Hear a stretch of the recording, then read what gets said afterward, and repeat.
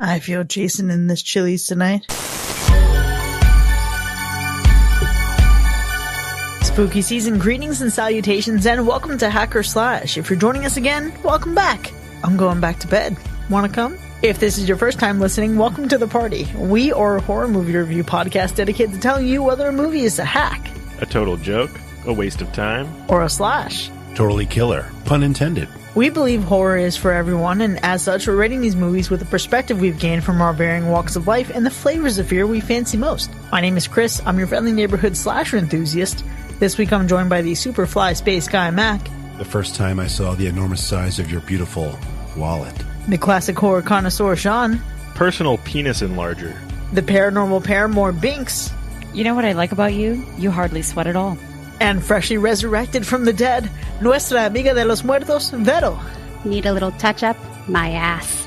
This week, Vero has rejoined us as we're commemorating her birthday with a franchise featuring an iconic hockey mask-wielding killer. Before we get to light our birthday candles, though, we have some follow-up. Let's follow up on a season. And as part of this season, we want to say welcome to all of the new patrons as part of our New Blood Drive. We've got quite a few. And, one, welcome to the family. Two, we're going to need some more chairs. And three, there's plenty of solo cups, so fill up. So first off, let's get into some names. Miggy, Drew, Patrick, Elizabeth, Zunikin, Jordan. Secondly, welcome to all of you. I love all of you as my children, honestly. Welcome to the family, okay, that is Hacker Slash. Oh, we're so happy to have you. And I hope to see some of you, at least some of you, down at the meetup later tonight. It's going to be a great time. Also, thank you to those who signed up to our premium tier, and we'll be getting our very, very beautiful 6th anniversary poster. Ooh. Although, if I see any of these things going for a high price on eBay, I'm going to be a little bit upset. Oh, yeah. I would be very disappointed. Should I reveal the secret now about what our folks who are going to the meetup get? Oh, I don't know, because I love surprises, you know? Okay, we'll hold the surprise then. You gotta sneak attack a little, you know? Okay. And that's our follow-up. Well, speaking of new blood, our patrons are treated to 9 weeks of rewinds this spooky season as we look back on 6 years of our show's history. Now, over on the patron feed right now, they're treated to a rewind of the movie we reviewed during our very first episode of the show, which released publicly on Friday the 13th of October, 2017. For this episode, though, we're checking out a movie we've been working up to for a long time. In fact, we started covering this very franchise in our second episode of Hacker Slash. And it's been our tradition ever since to revisit this franchise every Friday the 13th. Now, the last time we were here, Tommy Jarvis and Megan Garris sent Jason to a watery grave by chaining him to a boulder that was sunk at the bottom of Crystal Lake. In this week's film, though, he's inadvertently freed from his chains by a means you might not expect, and he's looking to continue his reign of terror. This week, we're talking about Friday the 13th, Part 7, The New Blood. Who's seen this one before? Aye, Captain. Very fitting, Vito. Very fitting. We were talking about water. We were talking about drowning. I don't know. It just came to me. I mean, it works. Yeah, look at me. I'm the captain now. Oh my gosh. I have actually not seen this movie, so now we're entering unknown territory for me, which is kind of funny considering some things that we're going to get into about this movie. Holy shit. And its similarities to something else. That's really wild. I'm realizing now that when I met you and we did the horror trivia, you had binged the Nightmare on Elm Street franchise, not Friday the 13th. I wasn't assigned Friday the 13th, no. Holy shit. I've watched, like, here and there. And when we did Part 6, I'd watched up until Part 6 and I stopped. Okay. So, like, I've seen Jason X. I've seen, like, you know what I mean? Like, certain ones, but this one I hadn't seen. But you haven't seen Jason Take Manhattan. I think I probably have seen scenes because I remember certain things of him in Manhattan. Granted, do I remember that because I've like watched clips and stuff or because I've actually seen the movie? When we get there, we'll get there. I guarantee you've seen a little bit of it because that movie was playing in Scream 6. Ironic. That's right. But that was so brief. It's just a bunch of like wet sewer rats everywhere. Yeah, you're not wrong. A true New York movie. There's a bunch of wet rats. Probably smells bad. Oh my. Oh, I remember that movie purely. I don't know why. Every time I hear Jason Takes Manhattan, I instantly am brought to a night where I literally rented a VHS version of this movie at a Blockbuster with my dad and watched it I don't know why, but that every time it's just that exact moment of watching this film. And I don't even think that was the first time I watched the film. Oh, that's so sweet, though. It's very endearing. Yeah. I got married on Friday the 13th because I love Friday the 13th so much. The first time I got married, I should say that, and then quickly got divorced. But the first time, it was a Friday the 13th. That feels on brand for you, the Friday the 13th date, you know? Yeah. I have so many 13s tattooed on me. Nice. Yeah, I know we're talking about other movies in this franchise, and we lost track of this movie, but I have definitely seen this movie before as well. I think it's been a while since I've seen this movie, but the funny thing is that I've probably seen every single Friday the 13th movie, including the remakes, reboots, whatever, at some point over the years, but I honestly don't think that I have ever watched them in order. Oh, I do that every year. Every year in order. Actually, just the first 8. Those are like my jams every year. It's like you watch the Gilmore Girls every year, and then you watch Friday the 13th every year. That's like the only things. I've never seen a Gilmore Girl. Gilmore Girls, Friday the 13th. Yeah, very similar. Friday the 13th, I try to get through on Friday the 13th if I'm not working. Halloween, I watch every timeline in the universe many times. And then Twilight, I watch every year. That's about it. Well, Twilight, obviously. I don't have these yearly binges that you all have. I need to probably start doing that or something. I don't know. But the last time I did a binge of sorts was this movie. So I did Friday the 13th, 1 through 7 back 4 years ago now, I think is what it was. It was like right after starting this podcast. And this was the furthest I made because I ran out of time. And I just haven't picked it up since. But this is the last one I got to watch in that 2-day binge. Yeah, I've seen this movie several times before. And here's the thing about the Friday the 13th franchise for me. It doesn't start out great for me. I don't really care for the first film, but I do like part 2, part 3. And then everything that we get that takes place on one night, I'm all about that shit. And really at this point in the franchise, at least going into this, I was thinking, man, this is when shit starts getting a little weird for me. I know that we obviously get Jason Takes Manhattan in part 8, but this is a point where I haven't rewatched these films as many times as I've rewatched the core films of what happens on Friday the 13th with Jason's reappearance and transformation from Sackhead to Hockey Mask Jason. And let me just say for a moment, 1988. Was I alive yet? No. Was it a great year for horror? Absolutely. We got new movies from Friday the 13th, Nightmare on Elm Street, Halloween, Hellraiser, Phantasm, Child's Play. Dude. That was a time to be alive. All the classics. For sure. And some that weren't even classics yet, but were on their way to becoming classics. The rise of the classic slashers. That was some good shit. I was alive in 1988.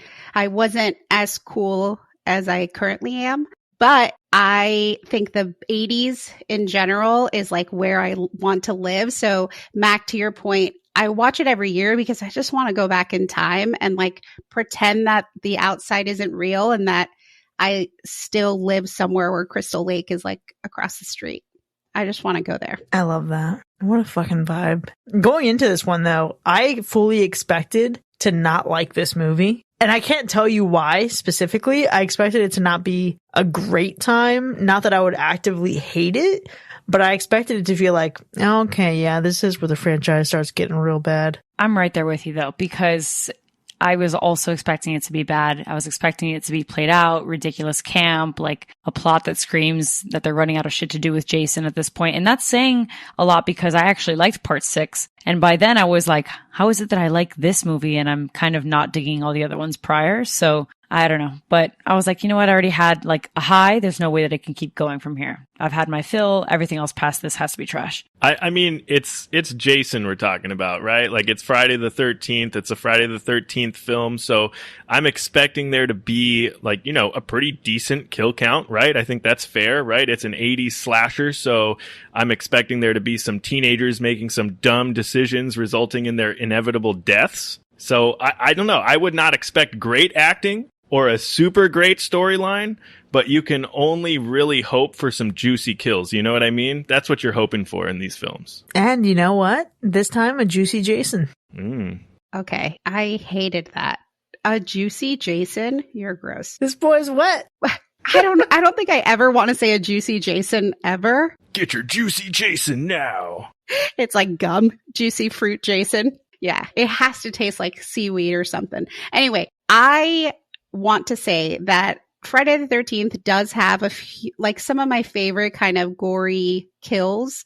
Like this movie, obviously going into the 7th, you're not like, okay, there's no Kevin Bacon in this movie, you know? So like you're already kind of expecting that it might not be like, I might not have a crush on anybody in this movie. So I was already disappointed with that, but it's still Friday the 13th. So you're still going to see some really nice axe work, some really nice kind of like bloody guts. But I was curious, how the fuck were they going to bring him back? Right? Like in my head, I'm like, motherfucker, your neck cracked. It went clack.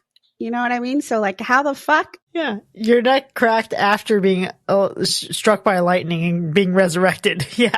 Yeah. Like, nah, motherfucker. You are okay. So that was the one thing that I was like, all right, let's see what happens. But yeah, to Binks's point, it does get shittier from here. This is one of those situations, I think, where it's very similar to many other movies where the titles, or in this case, maybe like subtitles, just don't match the movie and they're completely out of place. So when you're watching Batman movies, like Batman and Batman Returns, like those kind of work, but Batman Forever doesn't make sense, right? Because it should be called Batman and Robin. And Batman and Robin doesn't make sense because it should really be Batman Forever or something else. I don't know. But this one is like so similar. And so I was trying to think back to the time when I binged it and I'm like, the new blood. And the only thing I could think of when watching The New Blood was Jason Lives. And I'm like, no, we just did Jason Lives though. This should have been called Jason Lives and Jason Lives should have been called The New Blood. Maybe, maybe A New Beginning is what Part 6 should have been called. Like the titles just don't work for the content of the films. And so I didn't even look into it. I didn't want to like try to remember. I was just, whatever.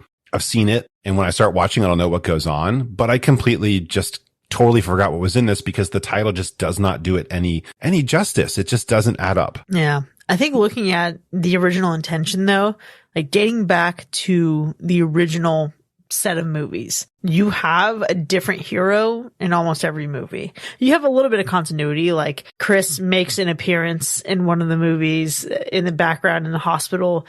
We have Alice who makes an appearance at the beginning of the second movie, but by and large, different protagonists every time. And then you switch to movies that featured Tommy Jarvis. And this movie, being called The New Blood, was supposed to introduce a new main character who was going to continue for a couple films. And then they just didn't continue that. So it could have worked until they decided to make it not work, which is, unfortunate. It should have been called, it's like a little bit of blood. It's not the new blood. Yeah. It's a little bit. It's the drop of blood. A smidge of blood. Yeah, absolutely.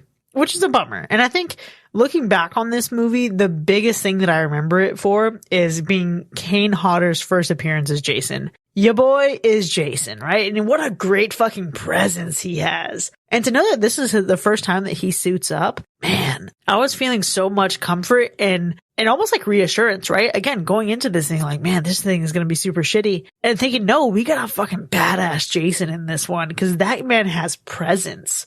And he almost has like an amount of rage that you don't see in Jason before this at all. This man's over here flipping tables. The way that he's moving, it just feels so menacing. And I felt a lot of that when watching this one. I also love the return to the previously on Friday the 13th flashbacks. So this time with narration from Crazy Ralph. Like that shit fucking hit. Did you like that? I did like it. Not that it's great all the time. Yeah. But it reminded me of the Friday the 13th movies I liked best. So in that respect, I liked it. Let me tell you though, I also felt, what the fuck business does this movie have going on for 5 minutes before it even actually begins? Because you get the opening narration, then you have the worst opening credits of all time, which is just white text on a black background that jumps in and out, but not even to the beat of the fucking music. Oh, are you talking about the Law and Order Jason Voorhees unit opening credits? Yes, exactly that. Okay, now that you bring that up, I was digging it at first probably because of that, right? It was triggering and it was like bringing me back to my childhood watching SVU with my mother, like constantly. But then after a while, it gets to the point where I was like, damn, research on how like our attention span has just dropped dramatically must be true, because I was like, bro, let me fast forward this. Like, enough is enough. Glad all these people were involved. Props to you. Thanks for everything. Your work is appreciated. I don't give a fuck anymore. Let's go. Yeah, I think for me, it was more of a bummer. Like, Tom Matthews is in 6, which obviously, if you know me, Return of the Living Dead, that's my boy. So I instantly was like, yes, hottie, get Jason. And then he's in the beginning credits. So I'm like, whoa, because, spoiler alert, I guess we all fucking saw it. He didn't die in 6. So I was like, hell yeah, he's going to come back. This is going to be great. So I got excited. And then the fucking 5-hour credits, I'm like, that his name's not in there. So instantly I went, it's such an emotional roller coaster, because I realized after they told us who's going to be in the movie, I'm like, none of these motherfuckers are good. Sheesh. Well, I can tell you one thing that I felt while watching this, and it was slight boredom. It was literally slight boredom. I just felt like this one was trying to be really fun and campy, but this is one of the ones in the franchise that I feel like maybe didn't land the plane properly in those areas, right? Maybe they were even trying too hard. I don't know. But I usually get past a lot of that with like the lack of plot and like the whole rooting for Jason to kill these kids. But I just felt a whole lot of nothing during, I don't know, almost the entire movie for some reason. I thought, yeah, I don't know. It was just slight boredom. Ooh. I am right there with you, because even after the opening credits, where I was like, okay, my attention span is being challenged here, that was the duration of the rest of the movie. I was like, oh no, this can't be good, right? Like, is it me? Am I the problem? And now I feel like I'm not. So thank you. That's intense. Okay. All right. Yeah, I wasn't expecting that from Sean, to be honest, because I thought you were going to be like a fanboy till the end, but it makes sense. I think the one thing I will say is that the first few scenes, I align with Tina, the main character, because I'm like, listen, big trauma. I'm into it. Like, fuck some shit up. But then instantly got disappointed. There could have been more. It could have been done better. Yeah. I'm with you, Sean. I love Friday the 13th. I watch it every year. I sit through this movie every single year, but I feel like you have to watch it in order. Because if not, if you just sit and watch this one, you're like, get me out of here. Yeah, you have to be in that space. You have to just be vibing with Friday the 13th. I can see that for sure. And maybe that is just watching it because it's been a long time since we watched the 6th one, and I haven't revisited this franchise until now. So maybe that is it, just watching it as a standalone. That's really interesting, where I think you found this to be rough. I maybe just went into this with way lower expectations, because I was surprised how much better this felt on a rewatch. Like, truly, it really was not as bad as I remember. And I think I'm really giving it like Jason Goes to Hell energy, because I expected the fucking worst from this shit. And especially when you get into the spoiler zone and we can unpack the dynamic of our central character here. This had all the makings of a dumb movie. It did, right? It really had the potential to just be pretty trash, but instead I actually found it really fun. I was disappointed, though, in how much the MPAA stripped from this movie in terms of gore. And I'm even more disappointed that Paramount destroyed the outtakes, so we can never get that restored. Like, that is the worst part of this whole experience, because if you had been able to extend this cut a bit, there would have been some gold. I was going to say, you can definitely feel it, because you don't even get full satisfaction from any of these kills, really. You barely see certain kills. It's very subtle. And sometimes that's cool. I don't think that's the point in this kind of franchise, though. Like, that's set for certain movies, not fucking Jason, obviously. So some of the kills were kind of creative, and you could tell that they were trying to do something within the confines of, just in case. It felt like that's probably not what it was, right? But some of them are cool, but it's not enough. It's definitely overshadowed by just like, whatever. I feel like I'm watching a kiddie film, like a kiddie horror film at this point. When I was watching this, I've seen it before, obviously, as part of my binge, and I go into watching this and I have very limited time. And so I did a thing. I watched it, I think, between 1.25 and 1.5x speed. Okay, so you can judge me for it, but I'm not judging. I just think that's wild. I'm almost regretting that I didn't do that, is really what it is. Oddly enough, so it actually worked really well. Some of the sound effects don't land perfectly when you do it this way, but it ended up speeding up to be able to watch the full movie within 1 hour almost exactly. And that worked out really well for me. And it was kind of nice. But I think the pacing doesn't present itself that badly when you're watching it that way. But what became more clear though is how deliberate the camp was to me. For some reason at that speed, it became like really clear that this is on purpose. And I think it shows when you start at the first one and you work your way here that like they're just getting faster and looser with it. They're completely okay. And I think they've really kind of embraced it by this point. I think the previous film, they went a little bit hard in the paint with the camp. And this one, they're like, let's rein it in just a little bit, but we're going to still do it on purpose. We're going to still make it part of the film. And there's a lot of lines that go into that. Unfortunately, some of the kills are just so neuter that you just don't get enough to judge whether or not they were actually campy. And they just kind of seem very tame here, which is really at the detriment of the film, because I think it kind of makes Jason look boring in a way, because we see like that whole cut. We see movement and then they cut and then we see a dead body and you're just like, oh, so Jason's bigger and stronger and faster and more menacing, but also weaker? Is that kind of what we're getting? It's weird. So it's unfortunate to know. I didn't realize that all those takes had been destroyed, and I'm kind of upset by that. But I don't know. I'm watching this though, and we get a lot of different kills with a lot of different tools. And I'm thinking back to a previous episode where we talked about enjoying just eating some chicken nuggets sometimes, whatever that like cheap and easy food is that you can expect consistency on every single time. And I think that's what I feel about Jason. Jason's the guy with the hockey mask, right? He's the guy with the machete, right? That's what you expect. You stab people, you cut their limbs off, you cut their heads off. That's Jason. You gotta love it. At some point, he's in water. Don't know why, but he's always in the water. And so in this one, it's like, did he even get many kills, like percentage-wise with a machete? And so it was kind of, while watching this, kind of a letdown. Like they're trying to get too spicy with it. I don't want you to be that spicy. He doesn't have to be innovative.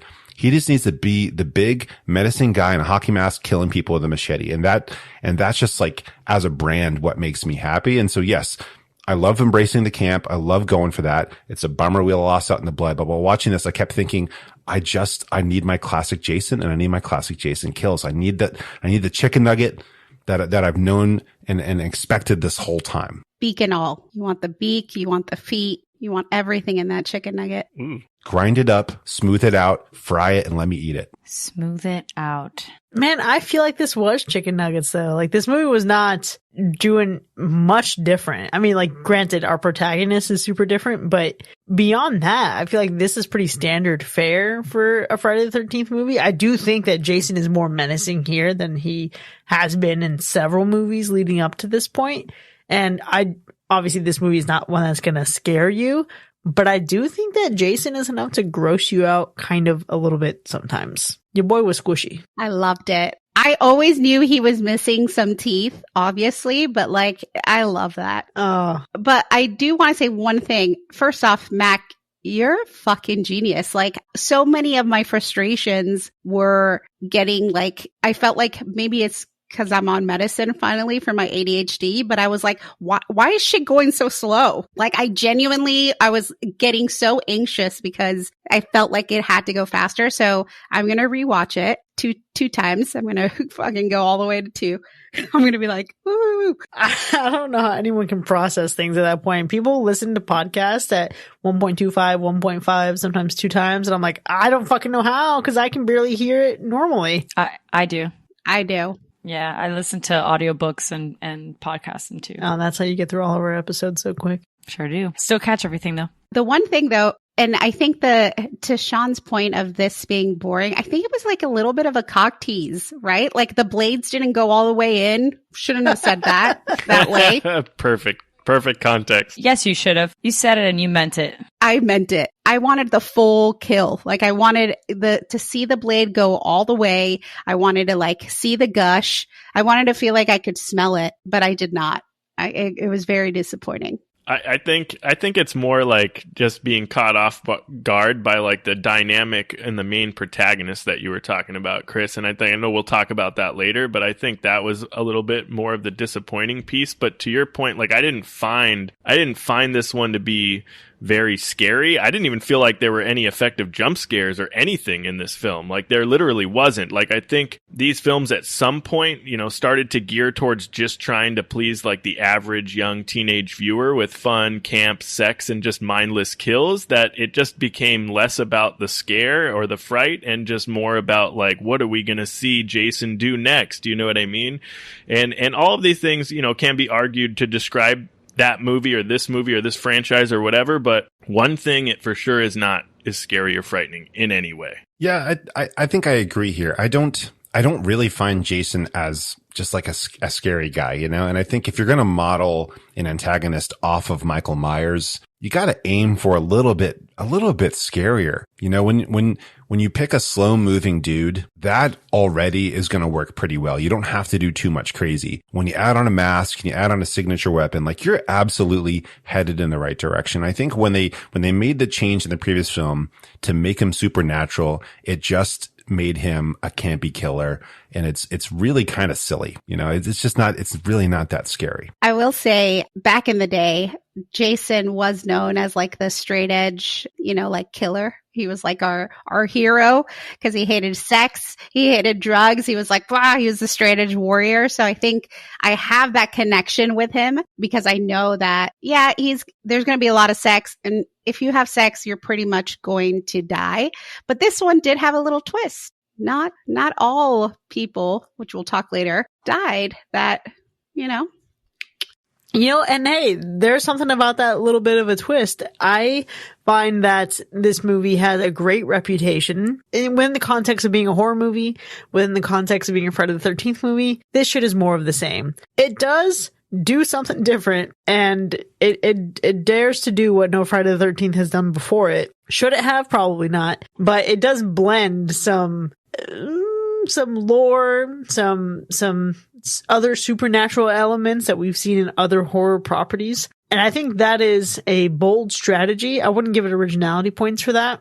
But you know what? Shout out to them for having so many out or weren't out at the time but came out later cast members on this film. There are so many actors in this movie who are gay, and I absolutely love that for them. That's progress. That's awesome. Including the mom. You look at her and you just know. I don't know who she thought she was kidding. With that fucking mullet? Come on. I was going to say the mullet might have given it away. Yeah, it did.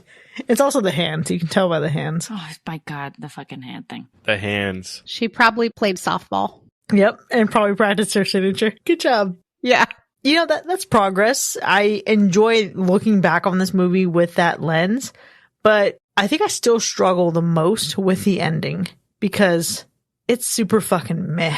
It's not like it's a bad conclusion in the final moment, but some of the shit we do to get to the ending, like the mechanics that are employed to get the resolution to this film, I'm like, could we just not? Like, it could have been easier. We could have gone a different way. It didn't have to be all this. It was a lot. Don't even get me started on this ending because it was just, I don't know. It's just as absurd, if not more absurd, than how he was brought back to life in the first place. So the ending, yeah, don't even get me started. It was in a way, some parts super predictable, but still like super silly and far-fetched. And the final showdown or whatever just felt, I don't know, it felt so wild. It was a little lackluster for all that was going on to me. What's wild to me is that it was already kind of basic and a little bit dumb. And I hate saying that about movies, like using the word dumb, but it also could have looked better. And someone made the intentional petty decision for it to not look better, to spite someone else on the movie. And I'm like, this movie is just dramatic. I feel like that drama right there is probably better than the whole movie as a sum.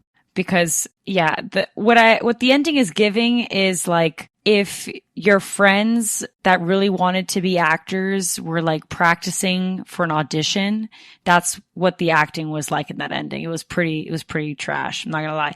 I will say they try to integrate one of like the most prolific references, or rather there's like 2 or 3, you mentioned it earlier, Chris, like there's 2 or 3 films I feel like that have a heavy influence in the plot of this one. And they're trying to integrate that as much as possible in this like big showdown.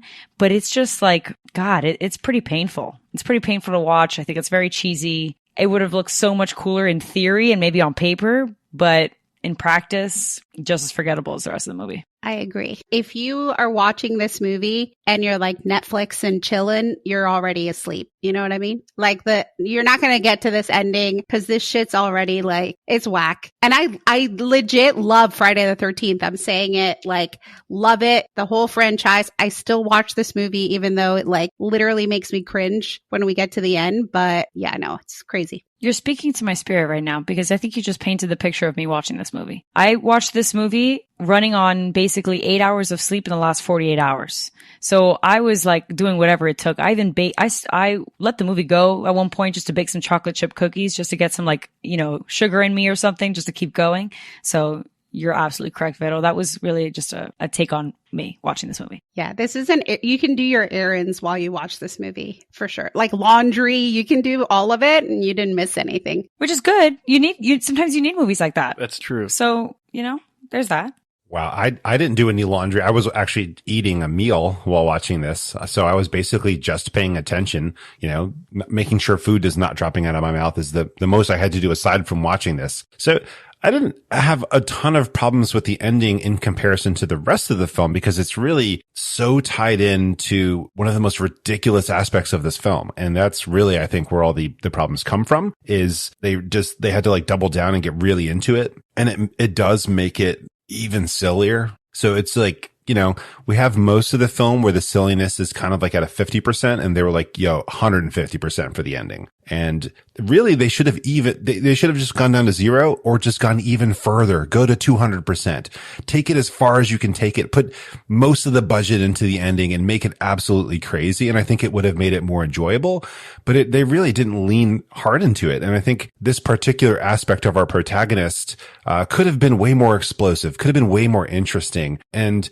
if you're going to go campy, if you're going to go kind of crazy, if you're going to have a supernatural aspect to the movie whatsoever, and we already started out with a Jason that returns to life, just go crazy with it. And they really just had a missed opportunity. I didn't know about the drama, between the cast and the crew or whatever was going on there, Chris. So that's interesting to know because they really, it sounds like could have gone further and decided not to. And that's really sad. Wow. You keep saying they could have been more explosive. And yet I think there was enough explosive in that ending. Again, the rest of it, it's really giving Silly Goose. Like if you could see Silly Goose made up as a movie, it's the fucking ending of this. And even despite that, I'm still sensing a little bit of like one of these things is not like the other. And one of those things might be me, but let's go ahead and start making our way towards our ratings. Before we actually score this movie though, Sean, how would you describe the gore score? It's interesting, right? Because there is some gore in this movie. Like you get some shots of like what's happening with some of these kills, but it all kind of makes sense now when I'm reflecting on it because I didn't know that they actually purposely pulled the gore out of the movie for whatever to get a specific rating probably or some crap like that. But yeah, I mean, it's whatever they did with that plus like the majority of these kills were just not super memorable. And that's maybe why the gore, like being gone, maybe had a part in that. Now it all kind of makes sense now, but either way, I feel like the gore score for this one should still land somewhere in the medium territory. Like, don't get me wrong. We get a fair amount of kills in this movie, but they didn't really go like all out with the gore, which makes sense now. So you're seeing some shots, which I think is enough for you to be like, okay, that's kind of gory, right? But it's not enough to bring it into high territory. It's still going to get a solid medium because of their poor decision. That's fair. And what about the animal report? We are actually all safe in this film. Yeah, I still think back to the original Friday the 13th where they actually IRL killed a snake. Ooh. Throw it back to episode 2 of Hacker Slash. Well, let's go ahead and get into our ratings then, and away from that bummer. Friday the 13th, Part 7, The New Blood from 1988. Was it a hack or a slash? I'll start us off, and I have to say, friends, I didn't have high hopes for this movie because I already knew that I was liking Part 6 a little too much. It was a little too good to be true so late in the franchise. So much so that I was afraid to keep watching in the franchise, right? And it wasn't as ridiculous as its predecessors. I feel like, there's definitely challenged a bit. I don't know. Maybe I'm trying to give it too much of its flowers, but I just feel like it didn't hook me like it needed to. And that's why I was like, okay, maybe I need to stop while I'm ahead. I just feel like the main character had potential for me to like love her, because of who she is and the things that we will get into the spoiler zone. But call it a hot take, which maybe for some listeners doesn't sound like it with this crew. It's just really fucking bland. This movie is so bland. I don't even think it's like funny, honestly, which is unfortunate because I know that so far me and camp, sometimes we vibe, sometimes we don't. But this is the kind of camp that just does not stick with me whatsoever. I didn't even laugh. I didn't find some things funny except for one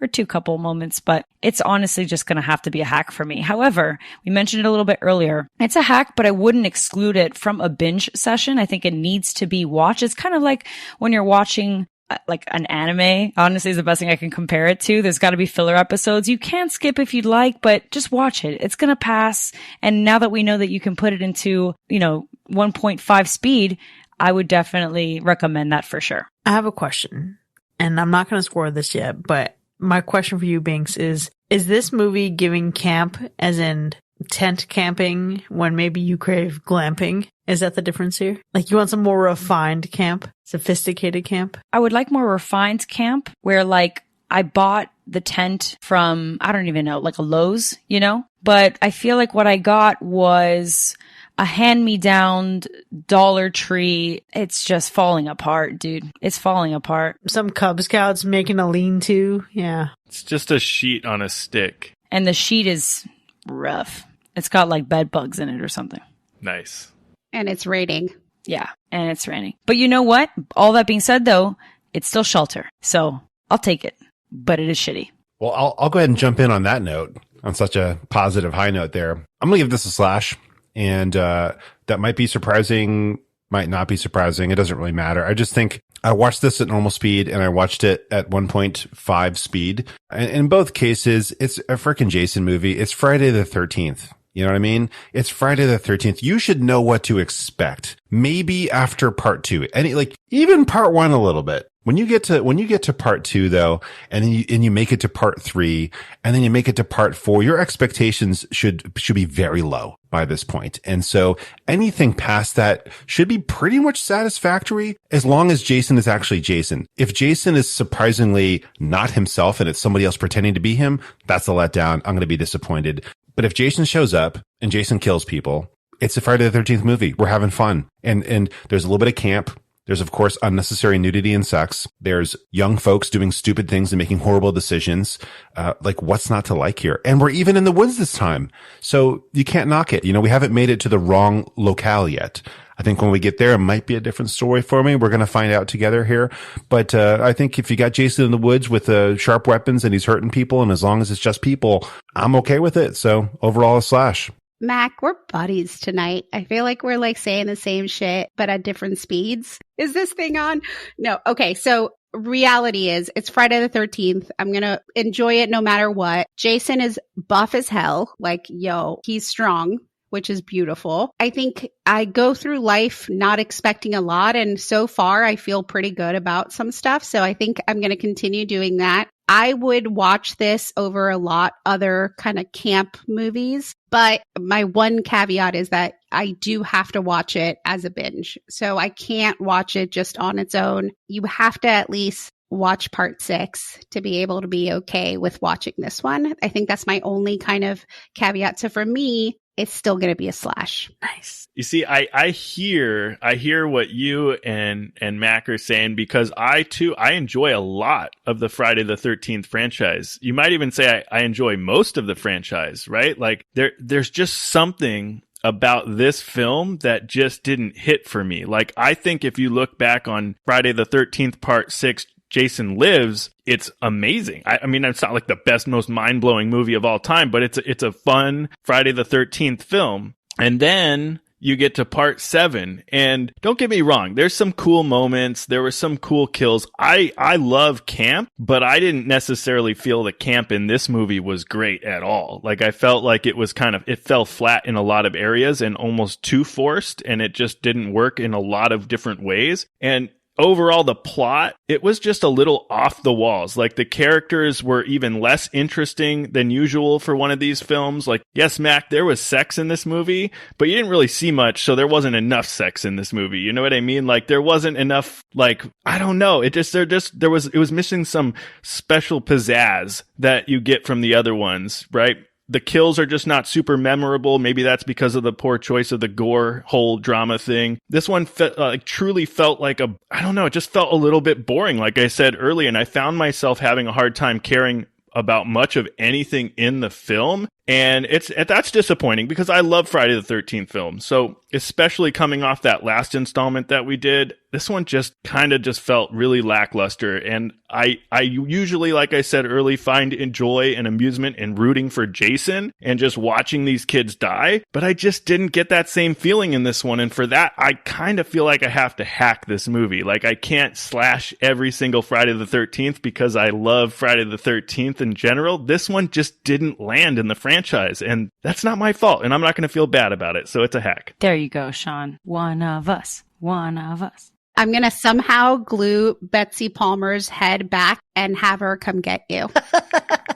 Just for saying that. Man, maybe it's a Virgo thing. Not being able to have fun with this movie, maybe. Whoa, that was an insult. It just wasn't that fun. No?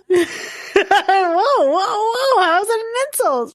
We have fun? The fuck? You do have fun. You have a lot of fun. You have a lot of fun with things that I can't have fun with. But maybe this is the point where I can have fun with this. And maybe it's just a little bit too bland for you.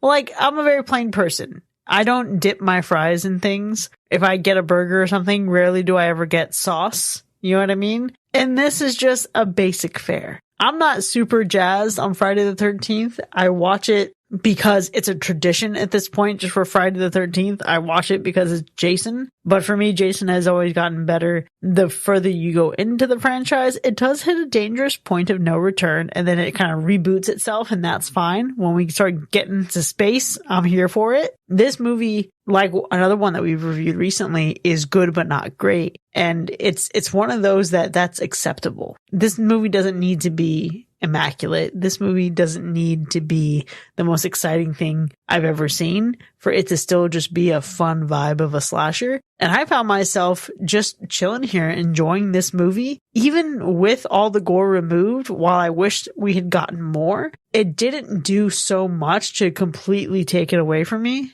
But hey, that's me, and slashers are my junk food. So what do I know?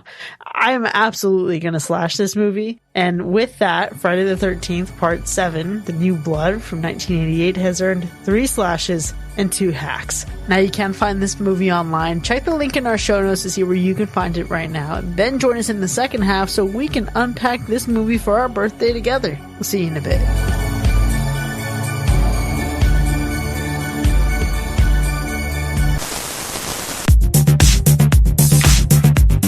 For those looking to expand their horizons and other aspects of their life, meet Growth Groove, the all-natural enhancement for men who feel a little shortchanged by Mother Nature. And let's be real, in a world where telekinetic powers and vengeful entities exist, sometimes you just need that extra boost of confidence. No machetes, no problem. Growth Groove offers organic solutions with treatments like Cabin in the Woods extract and Lake Crystal elixir. Trust us, you won't need to lurk in the shadows when you're feeling this empowered. Forget hockey masks to hide your insecurities. Let Growth Groove unmask your full potential. Our no side effect formula ensures that the only thing rising up is your self-esteem and nothing from the bottom of a lake. You might not be able to lift objects with your mind, but who says you can't lift other parts of your life if you catch my drift? Even if you're not the telekinetic hero of the story, you can still have your own triumphant climax. Use the promo code HackerSlash and get 20% off your first order. Growth Groove.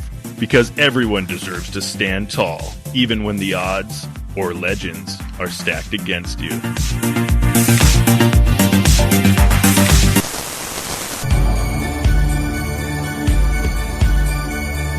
Welcome back, folks. You're now entering the spoiler zone for Friday the 13th, Part 7, The New Blood, on this, our 6th anniversary, which has earned 3 slashes and 2 hacks. Now, we have lots to unpack here, but before we get into the specifics of our ratings and why so many of us felt this movie was bland, let's go through those kills. Well, it starts here, folks, because we have a total of 17 kills in this one, but also some of them are just not super memorable. That being said, I do have a few that I thought stood out, but maybe you all can, help me remember some of the better kills in this one. I want to give a shout out to the sleeping bag kill that we later see redone in Jason in Space. Sorry, Binks, you can elaborate on it. I have more to back up, but I'm like, damn, we've got to start there. Yeah, of course we do, because it's the only good part of the movie. That's my favorite part of the movie. The sleeping bag kill? The sleeping bag kill. That's the one time I laughed during this entire movie. It was like the funniest thing I'd seen. Literally, he was like, I don't even know what to compare it to. Like, you know, those like noodles in the pool that you like float around on? It's like he grabbed one of those things and said, fuakata, like right on the tree. It was the best thing ever. It was so casual too. Like he didn't give a single fuck, just a little smack. It was fantastic. Yeah, that was a really interesting one because in the original take, he actually hits her a few times and it was difficult because of how much like fake blood and the set and the weight of the dummy that was in that bag. And he feels like it came out better with just doing the one smack that it was edited down to. But I don't know. I kind of want to see the multi-wax. I like the single. How did you say that? Fuataka? That means it's an amazing onomatopoeia. So Fuakata. I like that.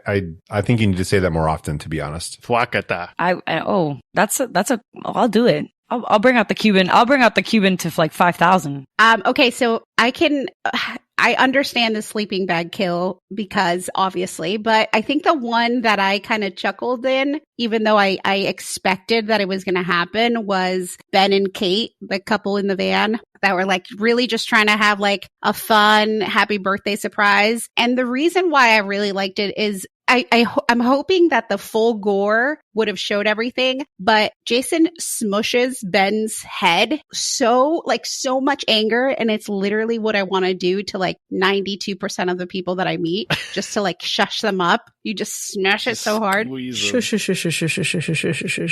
So that was cool. And then Kate just they went, and like with a little like horn, I don't know what the fuck it's called. Yeah, right through the eye, which is kind of fun. I wish he would have done it in the mouth because it would have been like, shut the fuck up. But the eye was equally as good. So I think that was my favorite kill. Well, it's hard to pick, as you mentioned, Sean, because many of them, like, they're just so forgettable. Because I mean, there's a lot. Like, this is actually a good number of kills here. I'm going to go with a good one, I think, story-wise, and that was Melissa getting axed to the head. I think that was a proper one. I just wish there was like a faster version of it where like the door opens and then boom, axe in the head, like immediately as soon as the door opens. That would have been ideal, but it was almost there. It was pretty close, but like in that moment, you wanted her to go. And so I think it was a good dispatching of that character. Yeah, I think, man, it's tough because some of these, yeah, they're cool, but then, yeah, I actually did forget about some of these happening. Obviously, the sleeping bag and all of that, but like I think like Dan getting punched through the abdomen was pretty sick. Like that one was a really good one, and I'm just wishing like we got a little more out of that kill. Obviously, we know like it's going to be a theme now because I had no idea, and I'm truly just surprised by it. But now, like the fact that there's no blood, maybe just there's some intestines falling out or something. Let's just see a lot more of that. You know what I mean? But also, like, can we talk about Jason's kill or like maybe kill? I don't even know. Like, obviously, we know it's a franchise, so he finds his way back. But that final battle, like, let's take a journey into the night of Jason, because at that moment he got electrocuted. He got like manhandled through some kind of psychic powers, right? He got like, he fell through stairs. He went through a wall. He got like force smashed. Like his head got force smashed. Like pus was seeping out. He got choked with electrical wire. He was nailed a dozen or so times. He was sprayed with gasoline, set on fire, shot by Nick, resurrected, like the resurrection of Tina's father, bringing him underwater. Like, what a fucking shitty night this dude had. You know what I mean? That sounds terrible. He's the one that had a shitty night. Yeah, Jason. Jason's the one that had the shitty night. The victim. The real victim. He did. He had a shitty night. The real victim here. Listen, I just love that my cutie finally gets to show his pretty face while he's trying to get killed, because, you know, you get a little sneak attack of it, which is always great. You haven't seen his beautiful face, you know, in a minute. So I think I enjoyed that part. But yeah, I agree with you. He had a really shitty night. I also hate the fact that when Tina's dad comes out of the water, motherfucker looks normal as hell. Like, what the fuck? Like, Yeah. he hadn't been like, he's not bloated. He didn't decompose an ounce. Yeah. This motherfucker is just like he went under for the first time. This is exactly what I was fucking talking about. So originally he was going to look much more decomposed, but the person in charge of that decision was real upset that the director had chosen a certain look for Jason. And so she was like, nah, fuck that. And they actually kept this shit with him looking normal as hell. This drama ruined the movie. I hated it. Yeah. I have a problem with this though, because you're going to tell me he was right there the whole time, but somehow they couldn't dig him out of the water how many years ago? They couldn't find him. He was right there. Yeah. And just keeping him there just in case. Yeah. I mean, she bubbled that water a few times. You know what I mean? Like, why didn't Daddy come out? Absolutely fucking wild, honestly. That is such a moment. Imagine being fucking telekinetic and then thinking, let me just dig up my dad from this watery grave, only to be like, nah, JK, I got a serial killer instead. Terrible. Yeah. But she also thanked him, though. She thanked her dad. She was like, thanks, Dad. Or Daddy. Yeah. You really, you were a drunk who beat my mom, but sorry I got mad at you, and thanks for doing me a solid this time. Okay. Redemption arc for this fucking dad? What? No one hurts my little girl except me! That's it. Oh, jeez. I hate it. I just hate it. It's unnecessary. That is the moment of the ending where I'm like, do we fucking need this? Absolutely not. She could have just done some cool shit. We could have just known that the dad died as a result of her telekinesis, and that is the knowledge that we need to know that she can thwart Jason. But instead, to use him as a weapon? No. Too much. I mean, you just don't kill him with telekinesis, you don't have telekinesis, and you don't have the ridiculous ending, and it all works a lot better. You really did not like this movie. He's like, redo the whole motherfucker. Redo it and take Carrie out of it. Like, what if she was actually delusional and the whole time she's thinking that it was her powers, and she finds out at the very end there was just like a badly built dock, and she's sitting there like trying to summon him or something, and nothing happens, and Jason kills her. That would have been, I think, fantastic. That is fucking funny. Always properly space your foundation and all that kind of stuff, Does this guide us into how shitty the visual elements were? Because we can just go right into it. There's some, you got to find something good to say about it, though. Your favorite shitty visual element. Not the pause for us trying to figure out what our favorite visual element is. Let me buy y'all some time since you're so hard pressed to compliment this fucking movie. Listen. Hey, two of y'all hacked it. Slashed it. I still stand by my vote. I feel great. I have plenty of compliments. There's no hesitation for me. I absolutely loved two things in this movie visually. And one is Jason's look. It's not just his unmasked look, not just the monster of it all, but the continuity of his wounds. This Jason felt like he was built with respect for all the Jasons that came before him. And I really appreciate that. Especially because in the beginning of this movie, when it shows us what happened with Tina's family, when you first see Jason, that motherfucker has on a fresh set of clothes. That is not, I don't give a shit what anyone says. It's a different color. It is like almost nicely pressed, completely different outfit from the previous film. So when we actually get some decomposition, when we see his exposed spine, he looks so good. And then there's also just his physical presence. That's one thing. But two, the lighting in this movie, listen, it's an 80s slasher. I know it's not a glorious fucking piece of art, right? But there is a specific moment where a flash of lightning reveals Jason standing in the corner of a dark room while this guy's like a fucking dummy using a flashlight to navigate to his fridge. Beautiful. That is that is a classic slasher moment that I live for. I'm going to go Jason here as well, but it's the glimpses we get of Jason like from behind or through the woods. If you're going to show me Jason creeping up, I think that's the way to do it. We see that little glimpse. We know what's going to happen. They don't know what's going to happen. And all it took is just the tiniest little shot of his face in the background. And he's just walking steady. He's not slowing down. He's not trying to creep. He's just going for a walk. And somehow they don't hear this like 300-pound man stomping his way through the forest. Whatever. It sure as hell looks cool though. Somehow they don't smell him either. Yeah, dude, it smells like bologna. No, but here's the reality. We talked about how shitty the like face off is towards towards the end. But when Jason is just standing there, he's hella intimidating. Like his stance is so like strong that fucking this chick, I don't care how many like bubbling water or like angry eyesight or whatever, her fucking eyes piss me off.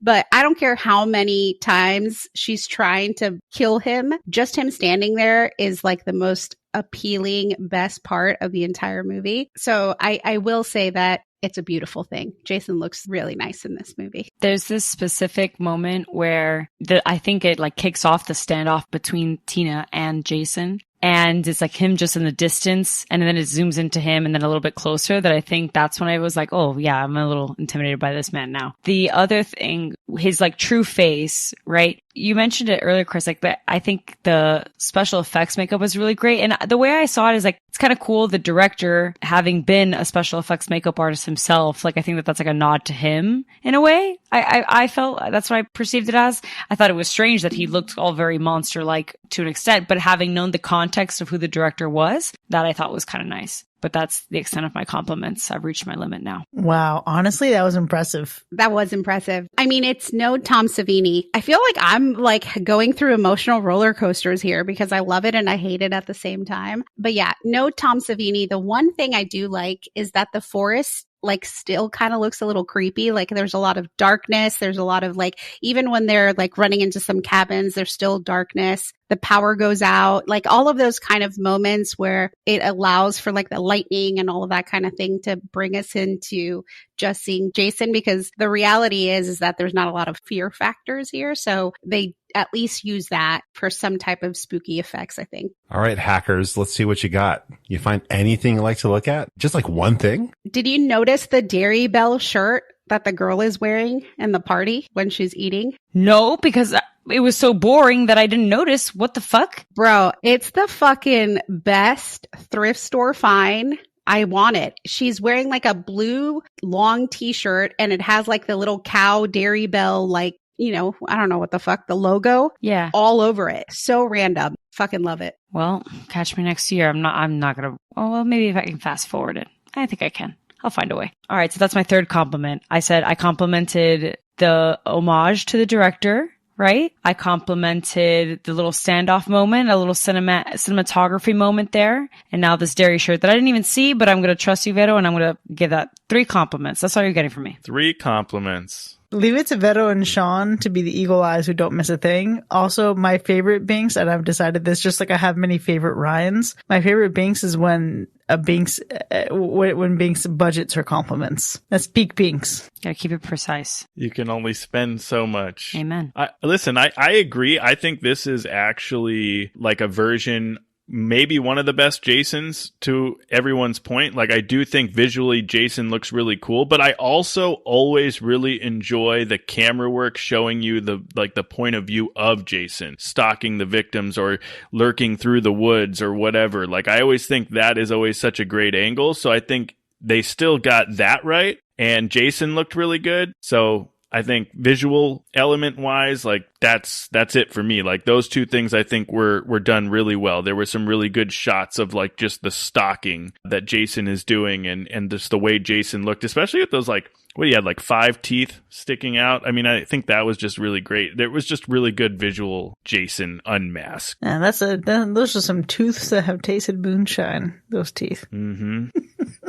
I love me some dead, you know, coming back. I want to party with all of them, dude. Right? Which, speaking of, that's like my favorite scene is one of the more notorious things about this entire franchise. It's always going to be when Jason comes out of the water, surprisingly, like, you know, surprise, bitch, you know? And my favorite one of this one is like, there's a jazz number, it seems like, in the background. Like, it's getting real dancey. It's getting real musical. I was like, oh, this is fun. I'm jiving. I'm feeling it. I just really can't get enough of his like sporadic popping out of the water out of nowhere. It wasn't so much out of nowhere as 6 or like previous films, but nonetheless, I'm always looking out. I was like, any moment now, he's coming out. But this time, it was like a little, I don't know, I felt like tap dancing. Something about the music. It was great. That's when you get to see that shot that Chris is talking about with the back and the spine coming out like he's walking out of the water. I'm coming out. I want the world to know.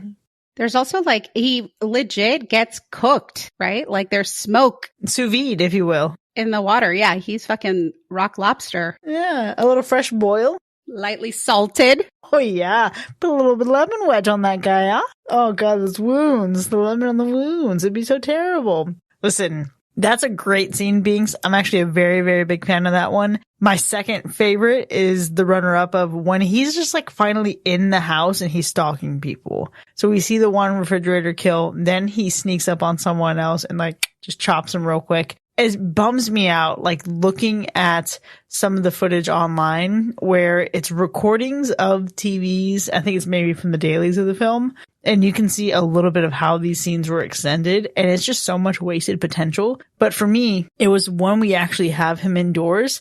That's the time where I almost feared Jason the most. And maybe that doesn't make sense because, you know, he's out in the woods, he disappears and he just shows up right in front of you all of a sudden. But when he's indoors, it just feels so unnatural and so fucking invasive that I find him more frightening in those points. It is kind of like seeing a bear in somebody's house. Like it just doesn't belong. Yeah, this is true. I think I'm gonna gravitate towards scenes that don't involve some of the kills just to kind of change it up, because I think the teen drama here is actually kind of hilarious and ridiculous. It's so soap opera. It's so teenagers. Like the way that they're fighting over one dude who isn't interested in like any of them really. He's just there to have a good time. Who's also gay IRL. Perfect. It honestly makes it better. You know, like if they were to remake this movie now, they would make it so like on the nose so that you could like pick up on that kind of thing. Cause it does, I think, improve upon the fact that they're fighting over these dudes is pointless. It actually is really kind of funny when Sandra's using who is she using? Eddie, right? You know, she's just like trying to like see maybe she can stomach hanging out with this dude just to play with Nick. And Nick has already told her like, I don't even like you. Cutthroat. Yeah. Right? He's like straight up about it. I don't like you. Why are you wasting your time with this? And she's like, I'm going to go hang out with this dude I'm not interested in, waste my time with him, get his hopes up, just thinking I might make this guy who doesn't even like me jealous. And then she realizes it and just like straight up tells him. Just kills the mood. And he's like, okay, whatever, rejection, dealt with it before because I'm a sci-fi writer. So I'll move on, and then promptly, gets killed. That line that he has afterwards is like, I've been rejected by the finest scientists in the world. I was like, all right, flex. Okay. Okay. Oh man. My favorite scene, similar to just the stupid special effects that we saw. And again, you might not have noticed this, but Michael is already having a horrible birthday, right? Like they just said he has a small penis. He gets all of these like whack ass gifts. And then Tina goes in, she's fighting Jason in the house. She fucking stumbles across Michael's head in the pot, like just that like decapitated head. She like puts his finger in his mouth, no fucks given, and then tosses it to Jason. I'm like, what the disrespect that she doesn't even care. But I thought it was pretty funny. She's like, oh shit, just a random head. No big deal. That was literally the best campy moment in the entire film. Getting like the pot with the head in it tossed at Mike or at Jason. Oh, so good. So good. That's my favorite scene, I think. Like for the giggles, Man, what a fucking terrible time to have your birthday also be your death day. No, thank you. Fitting, I suppose. And you said Jason had a bad day, bro. I mean, because he went through so much more. Like each one of these fuckers just went through one thing. Oh my god. Yeah, the extinction of their lives. He went through the ringer. Like you could name it and he went through it that night. No, I'm not there. I was going to say actually earlier, Matthew, to your point of like the drama of it all, imagine them remaking the movie He's Just Not That Into You with these characters. Do it. I'd watch it. Do it and add Jason. I'm down. So definitely those scenes are really good. I think I had a couple that I thought were just really silly. There's like this scene where the one dude is trying to shotgun a beer and completely fails. Oh my God, Sean. Like completely fails. Sean, I literally wrote shittiest chug I've ever seen. Like, what are you doing? You're supposed to drink some of that beer. Right. That's just not how you do it. But not pour it on yourself. Yeah. You just like basically just had a beer shower. That would be me. Yeah. It was terrible. I also like a really quick shot on a more serious note. And I know we've talked about, I see this shot here and there throughout maybe a handful of horror movies, and I always love when I see it. And it's that shot where Jason is coming through the cabin door, but you just get the shot of like his old dirty boots walking through the door. I love that shot. I think it's a really good shot. I don't know why. I just eat it up every time I see it, and I've seen it in various other horror films. But I also really love the scene. I forget who it is exactly, but she's running or hiding from Jason, rather, and you get the point of view of her like hiding, but looking through the cracks in the wood panels and seeing Jason walking through like the house or whatever looking for her. I thought that was such a really intentional, very cool point of view, very cool shot with the camera. So just some serious notes. I know we have some funny ones, but those two I thought were really good visually. Man, such good points all around. I think, man, you talked about like the classic moment of Jason entering and like looking at even his muddy ass boots. I'm just reminded again, and I know this is maybe me going a little too hard for Kane Hodder, how fucking great this guy is. Even his fucking steps are great, which, sounds like nothing, but then I think about every Halloween, which featured a Michael Myers that wasn't Nick Castle, and I think about how they never got the fucking walk right. And I think about like Jason Voorhees, and Kane Hodder is my Jason Voorhees, even if he was in some of the shittier movies. And I actually heard this story that I wanted to share with you all about just his vibe. So when he was filming, his dressing room was like a while down a dirt road. So filming wraps up one night at 2 a.m. He's still in costume. He's walking through the woods. He's going to his dressing room.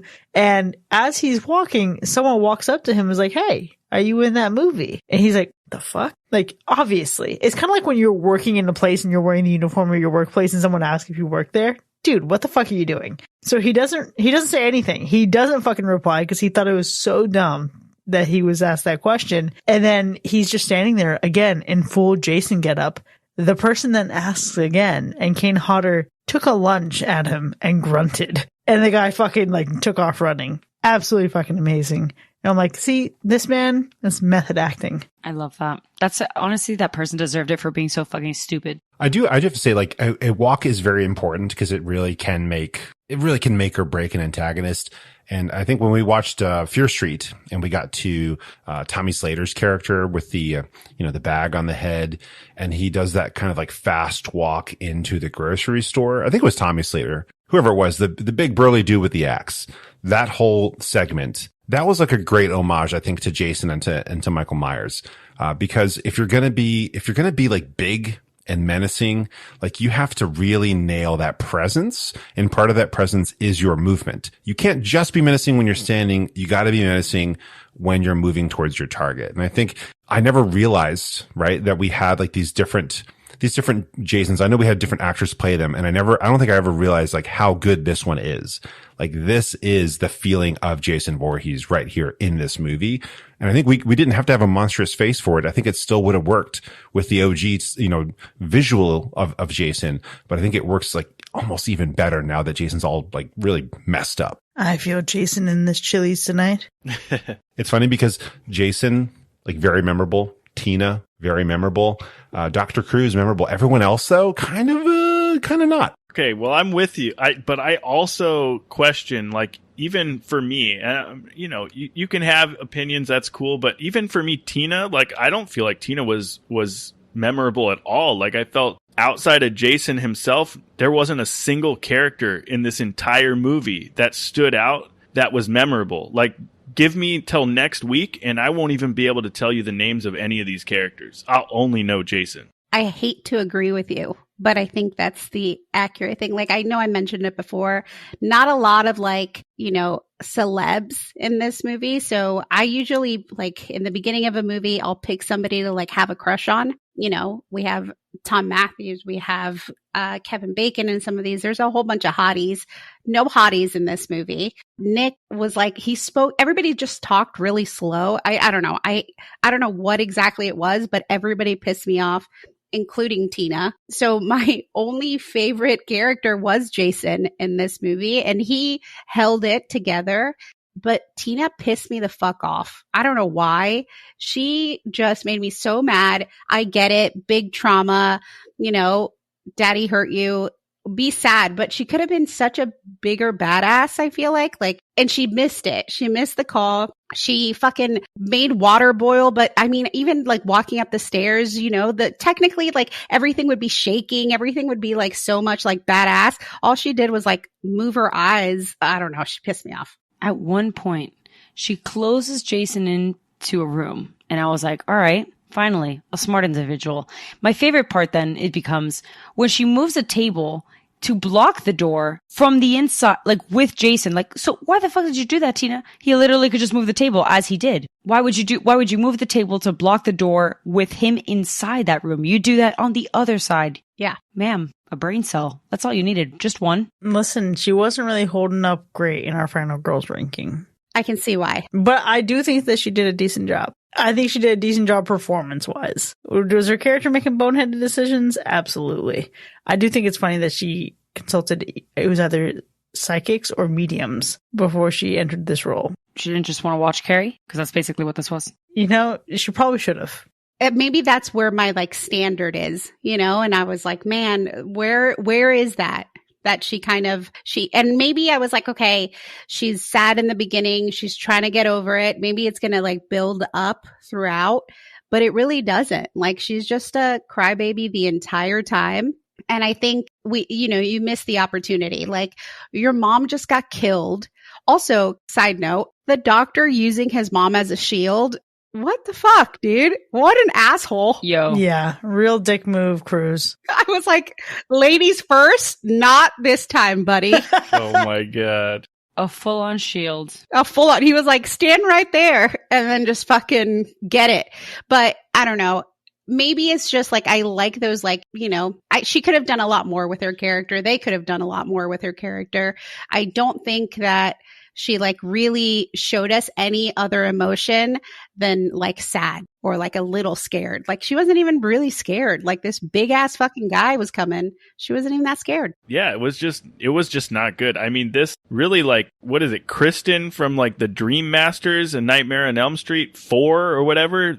Kristen blows this performance out of the water, and that's not saying shit. I love that movie. It's kind of interesting to me because I feel like the setup here is very much like 11 in Stranger Things. We've got the doctor trying to use her for her powers, right? And she's really not kind of like into it. And the mom, of course, in this case is very much not into it, but he doesn't care. And he just tries to gaslight them. Even though there's literally a recording she just listened to where he's saying like, I'm going to use her for this. I'm going to try to push her into using her powers more. He's bold, he's literally just lying to people's faces about what his intentions are with her daughter. Literally it's Carrie and Firestarter. Mix it together, take it to the future. We're looking at Stranger Things and then just bring it all the way back and just make it really shitty. That's what that was.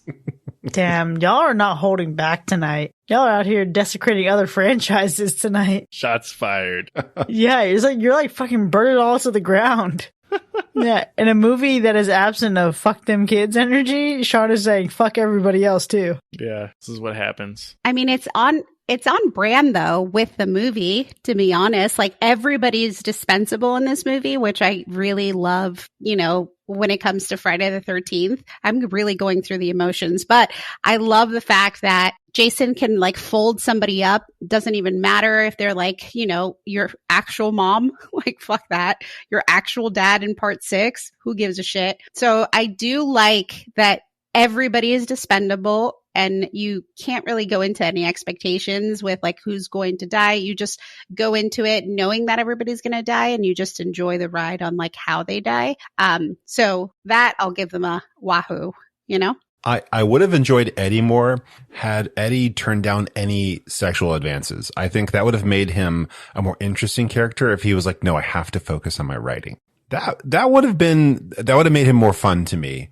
But instead he caved because he's a man, with body parts and emotions, to the minimum or whatever. But like, I don't know. I would have preferred to see him like stick true to being like, no, I have to write this great masterpiece, even though all of his ideas were complete BS. You know what else was complete BS? I just want to say it again. Those fucking opening credits. Fuck those credits. Worst fucking part of the movie for me. The credits? Yeah.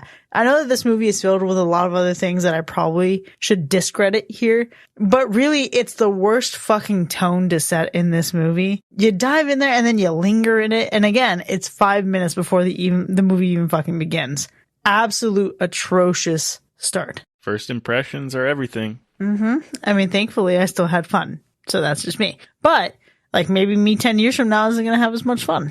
And obviously, y'all didn't have a whole lot of fun. I think they left a bad taste in your mouth. Yeah, no, the fun meter was looking real in the red. I will say though, what I did enjoy about this movie is the potential it could have had, and we mentioned it just a moment ago, like the fact that it's giving a little bit of Carrie and Firestarter, all these things, obviously meeting Jason. Like, I love Stephen King. At one point I was like, damn, is Stephen King behind that mask? Because this is heavy in that Carrie stuff. Like, this is absurd. But I don't know. I feel like it would have been really, really cool if Tina had been a complete badass as well. Like, really just lean into it at that point, right? So it's unfortunate, but I like the potential. At one point also, it was giving a little bit of Leatherface, which is interesting because Kane Hodder actually plays Leatherface in the Texas Chainsaw Massacre game that just came out. And so I think that's kind of really cool.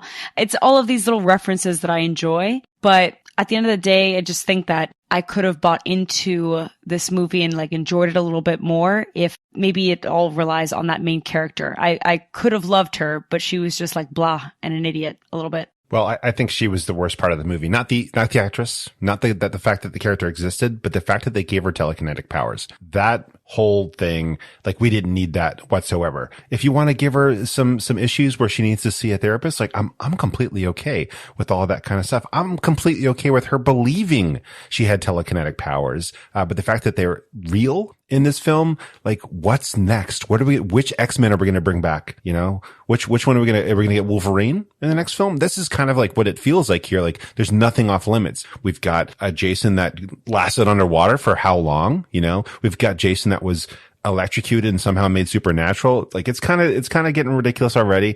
But then the telekinesis shows up. I felt like there was a line crossed for some reason that we didn't need to cross. I know this is not how you mean it, but I think it's hilarious. It's like, yeah, Jason already has all these fucking powers, but why does a woman need them?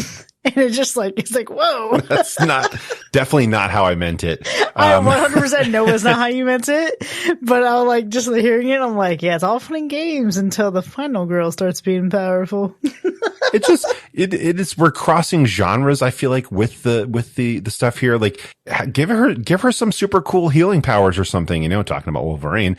Give her something similar to Jason. I'm down for it, whatever. Like, I'm game. But telekinesis, it doesn't mesh. I think my one issue, and maybe honestly this is just me, but was everything really fucking slow in this movie? Like, I feel like when she's moving the branches, like Evil Dead style, it was like one little branch over here. Like, what? I was like, fucking wrap him up. Like, why are we taking so long? She throws the freaking TV and it's like I would have ducked. That fucking shit went across the room like in 45 seconds. Like, what the fuck is happening? So I think that one thing I couldn't get over. So I couldn't really invest in any character because I was like, man, I don't know if it's me, but these motherfuckers are talking hella slow. Like, things are just like, there's pauses between conversations. I was like, gonna lose my shit. Yeah, I feel you on that. I think for me, the best part, we've talked about it. It's the overall look of this new Jason, right? Being able to see him unmasked.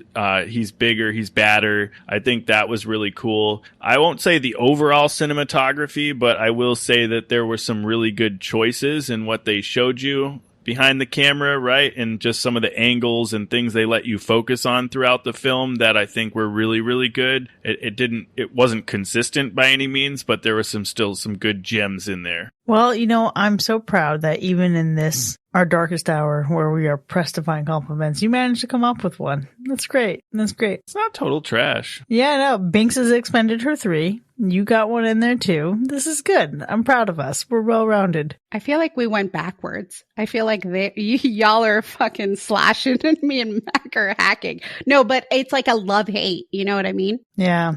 And I get that. I mean, this movie, even within the context of a franchise that I overall don't love very much, is not highest on the list of ones that I would rewatch. I do plan on rewatching it soon. You know, obviously this is coming out on a Friday the 13th, and I like to watch as many of these movies as I possibly can every time this date comes around in the year. But I am really curious to see how Takes Manhattan sits after this. Yeah, we're going to find out because this is where I stopped in that binge. And so I need to complete the set. You know, I do need to watch everything. I think this movie in particular is not the worst of the first 7 movies. So, I mean, I actually think it's higher up in comparison to a couple of those. There's a couple there that when we talk about, you know, camp here, there's a couple of those movies that go beyond camp and go into cheese, like pure cheddar cheese. And so I think it's worth a rewatch. I think if somebody ever sorted out the rights and could finally reboot, restart, remake, whatever they wanted to do and like did it correctly in terms of, I don't know, the new Halloween trilogy,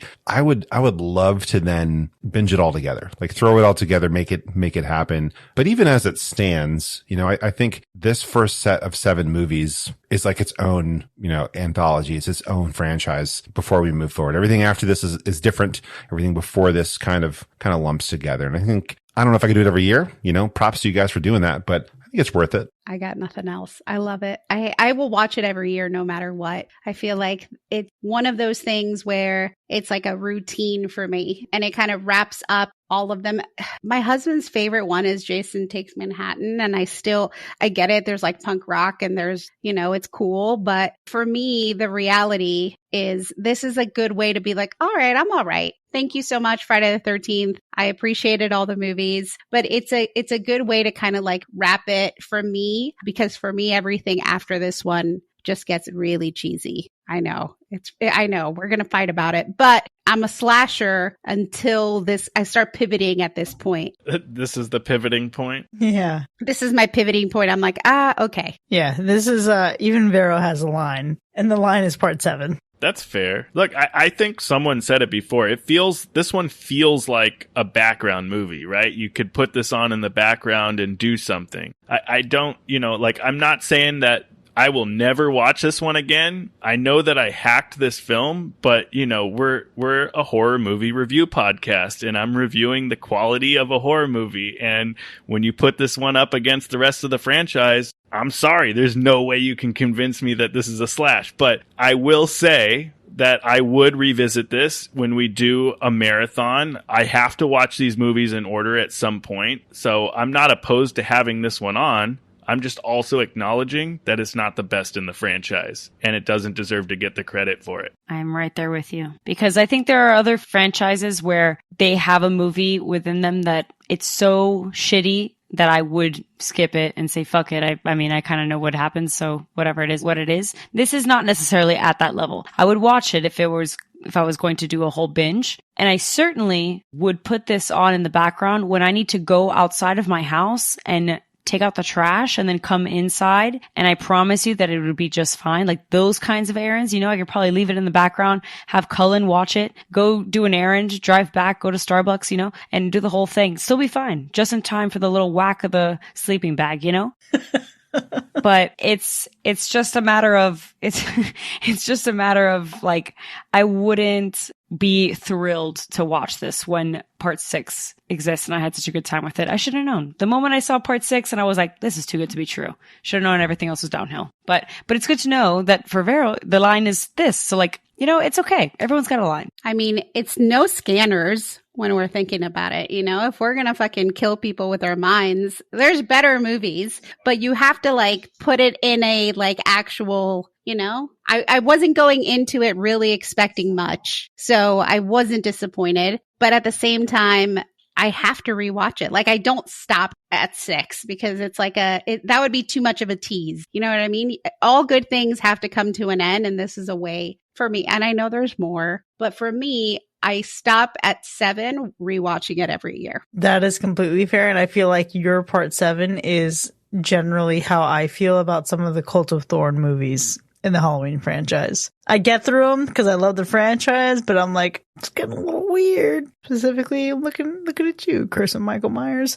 But that's neither here nor there. Obviously, we have that franchise continuing in just a couple weeks as we wrap up the month. But for now, there you have it, folks. We have concluded our birthday festivities by really looking at Friday the 13th Part 7, The New Blood, and daring to give it 3 slashes and 2 hacks. You know, we've never felt more us than we do right now. Just being on opposite sides of the aisle, you know? Just like really loving some bullshit, hating some bullshit. It feels right. Very true. You know, like I mentioned this in the chat earlier, it would be really boring if we just always agreed about everything. And if you're going to bring up a ridiculous movie, someone's got to like it. I'm sorry. That's just how it is. I agree. It'll probably be me. If there's anything, I mean, I like Poultrygeist. You know what I mean? Like, all of that shit is, I'm into it, right? Like, my favorite, like, cuddly bear is Tarman. So, I love the cheese. I love the gore. I love, like, the things that will never happen, but maybe they will. You never know. But I think that you have to be, you know, you have to go through the emotional roller coasters. And that's why everybody likes this podcast, right? Because there's different views and people have different ways. And I still really like you, Sean and Bing. An honor. Well, listen, we still really like all of you for liking this movie. So it's all good. Well, look at that, folks. 3 slashes, 2 hacks, and we're still friends in the end. Now, we certainly had a robust discussion here, but it doesn't end here by any means. We want to know what you think. Me personally, I'm just curious to think if you thought this movie was a snore. But you can let us know. You can join in on the conversation by hanging out with us for free in our Discord. Click the link in our show notes to sign up. If you actually enjoy fun and you enjoyed listening to this episode, consider joining our New Blood Drive and becoming a member of the family. Check the link in our show notes or visit hackerslash.live/support to enjoy more of the show with early access, extended episodes, bonus content, and live shows.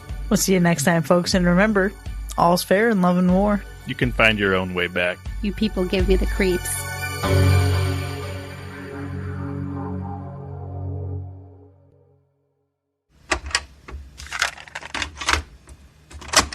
Well, I think I speak for all of us when I say, Vero, where the hell you been, Loca? Ooh, that was good. Yeah, I know, that was for you, Bing. literally. It was just for you. We're like, you know, you got to bring some Twilight into this jammy jam. Where have I been? I have been surviving. I moved to the West Coast. I currently live in San Mateo, California. I never realized I was from Florida until I moved to the West Coast. And then I was asked to compost, which is the grossest fucking thing in the world. And yep, that's pretty much it. But I'm happy to be back. And it's spooky season. So I feel like I already started decorating. I might as well jump back in here like I never left. Oh, fuck yeah. It's so good to have you back. We've missed you so dearly. Samesies. We haven't even been on an actual episode together. Holy shit. I know. It's because I found out that you were coming and then I quickly went to the other side of the coast. I was like, fuck that. You fled to the other side. Wow. They wouldn't even know that you like each other. Also, this is Odie. Aww. This is Odie, everybody. Odie, short for Odorous Arungus. Odorous Arungus. I love it. That's a mouthful, and I love it. How absolutely precious. He's a little cute boy. He just looked at y'all and he was like, what the fudge? What is going on here? He seems like a little sweet guy. For all of our listeners who can't see the dog, I'll describe it to you. There's a dog that's small and adorable, being small and adorable. Yeah. I did drop a picture in the chat of her holding him up like Simba from The Lion King. Simba. I'm so excited. That picture looks so cute. I'm glad that's in the internet, Chris. Yeah, you're so welcome. Shai's making a shirt right now. It's already in production. Well, this might be the first time she's seen you in a year, so. That's true. I still have eyes and a nose, all my teeth. And you also manufacturize now, to my understanding. What? I do. I make them. I feel like I can't say felt needling without laughing at myself, but I'm into felt needling now, y'all. Nice. I'm taking a picture of just the eye. That is the most remarkable thing I've ever seen. I've never heard of that before in my life. It's actually pretty fucking rad. It's not that cool. Here I am thinking it's badass. I do it all with one needle, Binks. One needle? One needle. That is impressive. This seems complicated. And so, like, exactly like something I could never do. It's actually, a therapist told me to do it and it actually works. As I stab, it's just stabbing a needle multiple times and I just say people's names while I do it. Ah, yeah, there it is. And then it's like a little, it's a little like brujeria voodoo shit. I'm just like, ding, ding, ding, ding. And then instantly I'm like, man, I feel so much better. So what I'm hearing is I need to look this up and get started. Yeah. Just hop on over to a Michael's and get going. It's the best way. And then people might be dying the names that I'm saying across the others, somewhere else, but I'm not physically doing it. So it's okay. By the court of law, it's fine. Oh my God. I think what excites me most is the Binks and Veto crossover that we're going to have. Because I feel like these are just two titans of the paranormal and the spooky shit in my life. And I feel like now that the two have collided, my world is complete. Two Titan Latina, brujeria people, just full force. Full force. And technically she's a younger, prettier version than me. So I have so much to teach you. Just wait. Take the prettier part back, ma'am, please. I have messed up so many things already. So just learn from me. Okay. I got you. Teach me the ways. You know how, speaking of the Force, you know how in Star Wars, there's this thing called the Force dyad? I feel like Veto and Binks are my Force dyad. They're like my Kylo Ren and Rey. I was just going to say, I know what that is because of Kylo Ren and Rey. It's probably controversial. Of course, you know what it is because of Adam Driver, but that's cool. Yeah, we didn't have to get into the specifics, but yes, now that we're here, correct. Yeah, okay, well, we can cite our sources, it's fine. Well, listen, I'm super stoked because Veto is back just in time for us to celebrate our fucking 6th anniversary. Spooky. Amazing. I was going to say wahoo, but I don't think that's how you say it. I think it is. Is it wahoo or woohoo? No. Well, both. Yeah. In The Sims, it's woohoo. Wahoo! I don't know why I want to say wahoo so bad. That's Mario, isn't it? I think it is. Are you thinking of Yahoo? Yahoo! No, wait, that's Yoo-hoo. I don't know, y'all. I was really driven to say wahoo. I think that's how people write it typically, because to Binks's point, yes, in The Sims, it is woohoo and it is filthy. Oh. I don't think you're trying to say all of that. Oh, man. Around these parts, we say wepa. There's a Wahoo's fish tacos out there somewhere. Oh. Only Sean would know the name of a taco dish. No, it's like like an actual restaurant. Wahoo's fish tacos. Something like that. I don't know. I saw it somewhere. I am unfamiliar, but obviously looking at the show, it's our 6th anniversary. It is fucking Friday the 13th of October. It's our first Friday the 13th of October since 2017. But it's also many of your first anniversary with the show. How does that feel? It actually feels like it's crazy because it went by so quick. You know what I mean? It feels like it hasn't been a full year, but it has. But then a lot of shit has happened over the course of this year. Does it feel more like it's been, I don't know, maybe 10, 11 months than a full year? Yeah, give or take. But still, either way, feels like it went by quick as far as being on the podcast goes. Yeah, I'd agree. Definitely has flown by, which is kind of nuts. I feel like it was not just yesterday, but it's probably a few months ago that I was on my first episode, not a year or whatever, 11 months. If we want to get into the technicality of things, ma'am. Okay. Yeah. Close enough. 11 months. Yeah. Because October 13th, I didn't meet you until October 19th, I think. Yeah. The following week. But I didn't record the Terrifier episode until November, I think it was. Yeah. How do you know when you guys met? It was special to me. Well, several factors. At trivia, we know it was during spooky season, which was October. And I have we know the rounds for each week because we had to study and it was a very serious matter. It was a competition that only we and our friends take seriously. But whatever, that's neither here nor there. That's why Binks remembers. I remember because it was the day that I met all of them and went to my first ever horror trivia. Oh, I guess it was that part too. Yeah.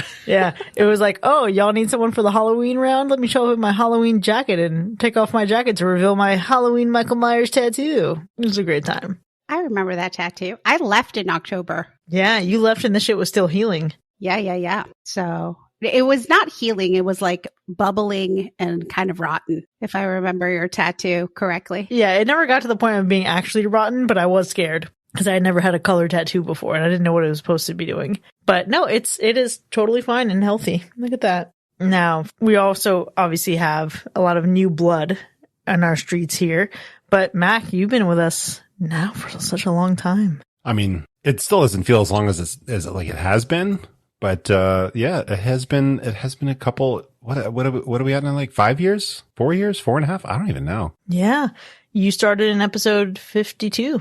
Wow. Yeah, it's been a good bit. You know, we're in the chat talking about the changes that have happened over the last year, and I'm thinking back to all the happenings over the last several years. And wow, yeah, it really just kind of sneaks up on you. I'll say that. But now you're nearing almost over 250 episodes at this point? Well, not exactly, because, you know, I've obviously missed, you know, several episodes as real life happens and everything. So Sure. Yeah. Okay, but I've been around. Over 200 probably, or you're at 200 maybe. I think there's a way to compute this. There's probably a spreadsheet somewhere that we can generate this information, but Not our entire fucking Notion database, Mac. Yes, there is a way. I have a record of every episode you've been on. Oh, snap. Oh, snap. Either way, that's really cool. Oh, hell yeah. What else is wild to me is just thinking about what has changed since the very first episode. So I was actually looking back and I couldn't find the outline for our very first episode recording period, but I did find the outline for our very second episode ever. And that was when we originally covered Friday the 13th from 1980. Ironic. And even just seeing the way the show was organized, it's kind of wild. I'm actually going to put a screenshot of it in the Discord chat for everybody to see. If you could see now, like, how the show is organized versus what this used to be, it's a little bizarre to think back on, like, how much has changed, but also how much is exactly the same. So we have, like, you know, the same format generally, like, had we seen it before, what we knew going in or what we expected, initial reactions. I still am complaining about hairy lower backs on people. Like, these things, you know, some things are consistent. Gosh. The way that I shot up when you said that, because I was like, wait a minute. What? But then, correct. Yeah, that deserves to be called out. It's terrible. It's disgusting. That's what we're doing today, Binks. We're just going to Assessing hairy backs. hairy backs. We're going to have all of the slashers, hairy backs. Can you imagine? Can we do that? I mean, we could. Banks and I actually got into live streaming a bit over the last year, and we were ranking Final Girls, but we could absolutely rank people based on how bad their body hair is. How many films out there are full of, like, noticeable body hair? I don't want to find out. Friday the 13th, 1980, Brahms, and then many others, I'm sure. All I keep thinking is Hills Have Eyes. And Oh, just yeah, like, well, yeah. those guys have to smell like bologna or like something real bad, right? Oh, worse than that. Yeah, worse Ooh, than like that. a mayo sandwich. Ugh. Mayo sandwich Like a rotted mayo sandwich. left out in the heat. Okay, we're going to need trigger warnings at this point. yeah. So Chris, if you don't like hairy lower backs, then like the 21 remake of Sleepover, oh gosh, what was it called? The Slumber Party Massacre. Oh, yeah. That must have been right up your alley. Mac, you're just mad that they focused on men taking showers in that movie. Wait, one more time? We didn't need as much butt as we got in that movie. Okay. Oh, wow. They focus on the male physique. So the original Slumber Yeah. Party Massacre was a very feminist movie. And when they did the remake, they decided to shoot it through the female gaze instead of the male gaze. And it was fucking hilarious. Hmm. Yeah. It was like a baseball locker room in like, I don't know, maybe Binks's like delusions or something. That's what it felt like. That's what I'm gathering. Yeah. Have we already reviewed this episode? Or this movie? Yeah, but we can always do a rewind. I was going to say, let's rewind on that one. I'm like, huh.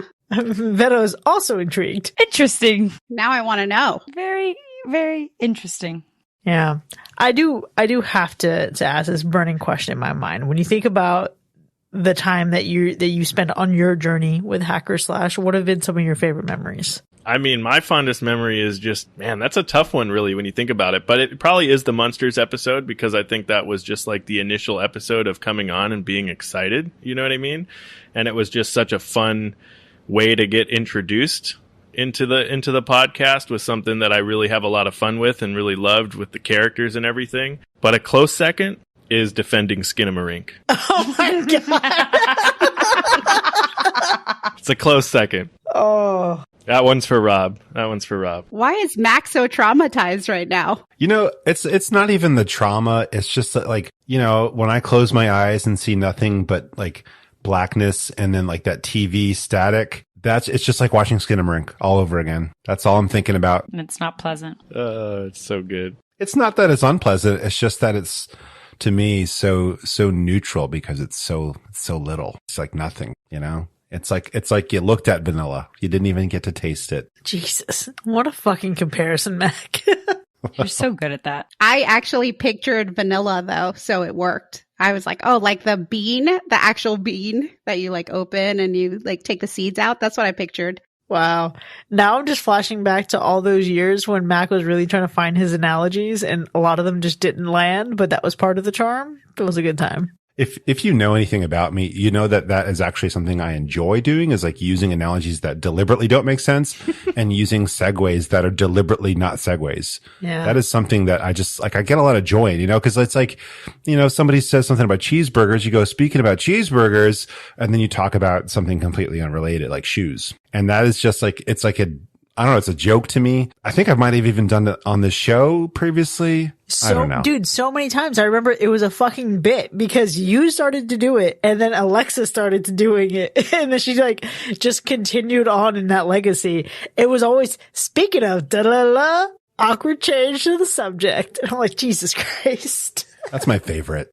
Just feels good. It was such a time. How about the rest of your favorite memories? I would have to say, I mean, I only got to do my favorite movies, so obviously that's a part of it. But calling all four corners was pretty amazing. And I being so into it and all of y'all being so terrified that we were actually doing it was the best. Because I could just see all of you like, wait, do I really have to say this? And I'm like, say it. I was so serious. I was like, we're fucking calling the four corners. Nice. And yeah, I think that was my favorite because I was really into it and y'all were like, I'm actually scared because you're so serious about it that I don't know if I actually want to do it, but we did it. Honestly, it was fucking amazing. Actually, Vito, would you use a Ouija board? Would I use it? Yeah. Yeah, absolutely. Yeah, okay. Here That's is what I'm talking where about. we find the Venn diagram. This is where you divert. We have the Venn diagram of Veto and Binks, and the Ouija board is not in the center of that Venn diagram. No way. Sorry. I mean, I talked to the spirits already, you know, so I'm good. I'm Gucci. I'll probably get some like really cool person trying to come at me, you know? I'm not willing to take my chances, truthfully.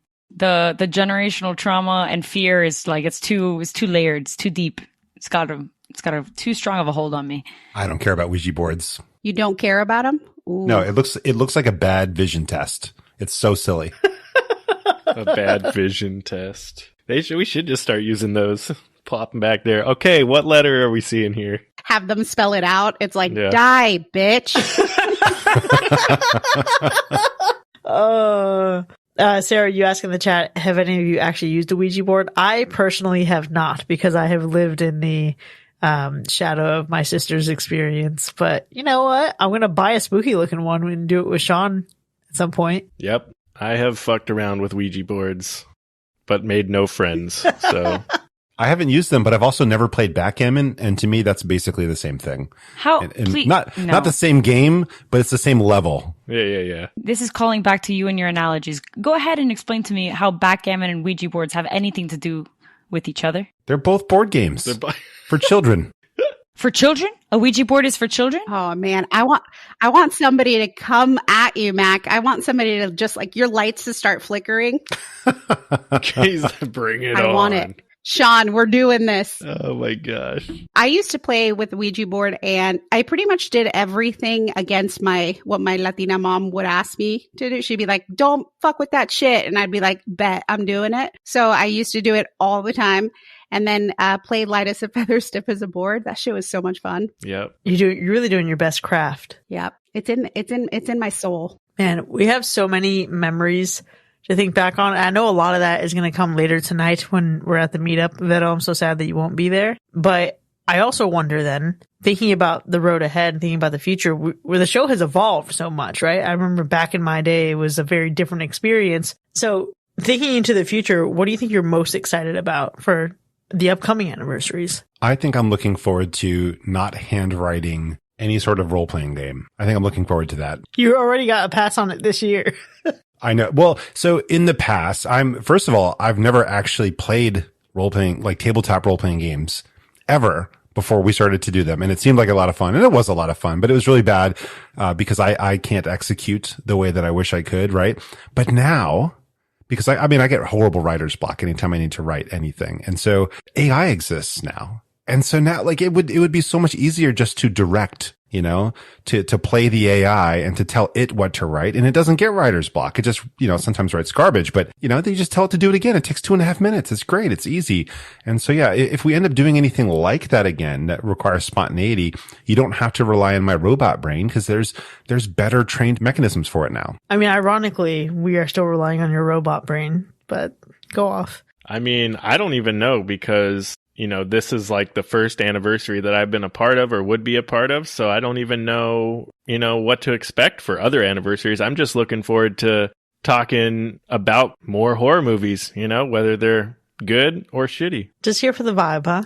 I'm just here for a good time, I think it is cool, though, to see how much, even within like this year that we've been on, how much it's already grown. So I guess in such little time, right, that we've already like grown so much. And even then when we joined, it had already also been growing even faster. So like, who knows where we're going to be even a year from now, So I think that's fun. More sponsors, maybe? I don't know. Nudge, nudge, wink, wink. Yeah. Hopefully. Wink, wink. I think I remember, Chris, when you asked me, you're like, do you want to be on an episode? And I was like, wait, I get to just talk shit about movies that I watch by myself all the time anyway. Yes, please.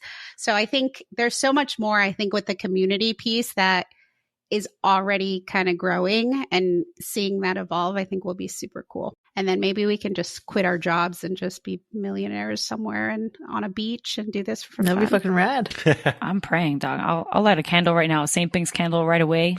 Start manifesting and praying. That would be incredible. No, yeah, I'm absolutely really excited. I think one of the things that's coolest is like, I'm looking at a chart of when we first started the show, what were our downloads at for that month, and then seeing the difference between October 2017 at 308 to then even like, let's look back at August, 19,110 just in a month. That's not even all time. That's not, over the past year. That's just one single month worth of downloads. Not even looking at just like the newest episodes, but just people who are discovering the old back catalog. It's wild to me how much this has grown, and I cannot thank y'all enough for the gift of your time and your energy, because y'all have really fucking made this thing special. Oh, how nice. How sweet. You're so kind. All right. Go throw up now. Well, hey, I know it's only been a year for you guys. Okay. So just know that over time, it becomes a part of your identity. It becomes part of like what people know about you. And it's not just, especially good for me, because like I don't really have a lot of time for hobbies and passions and stuff like that. So this is the hobby and the passion. And people will be like, oh, that's right. You're the one with the podcast. Oh, you're really into horror movies, which is hilarious because I'm actually way more into like sci-fi movies or whatever, but I'm also into horror movies. So it's kind of cool. It's kind of be cool to like be known for something. And not just having a voice of any sort.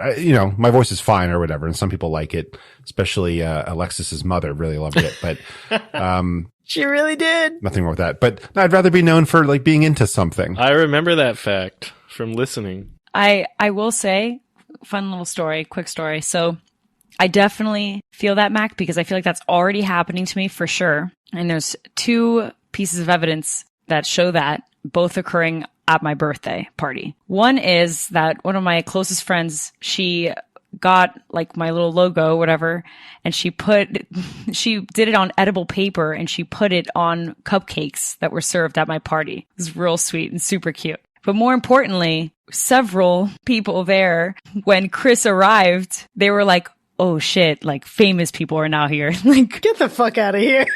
I swear. You didn't know that? No, I didn't know that. Ooh. Famous people. Yeah, several, including, so my uncle called me and told me that my brother told him that he finally met you and Ripley and was like, oh snap. Wow, yeah, he told me that, he met some of your friends from the podcast. And then like 2 or 3 other friends of mine that were there were like, yeah, famous people were in the room. It was super cool. Jesus Christ. So there you go. That is fucking hilarious. That's great. We got to start practicing your signature, Chris? Oh, no, Beto, you don't know this about me. I have been practicing my signature since I was 14 years old because I was convinced I was going to play professional softball. My signature is fucking rad. Nice. It's fucking great. I am actually quite proud of it. That was you subconsciously manifesting fame. That's what that was. Look at me thinking I was going to be a softball player. What kind of lesbian was I? A good one.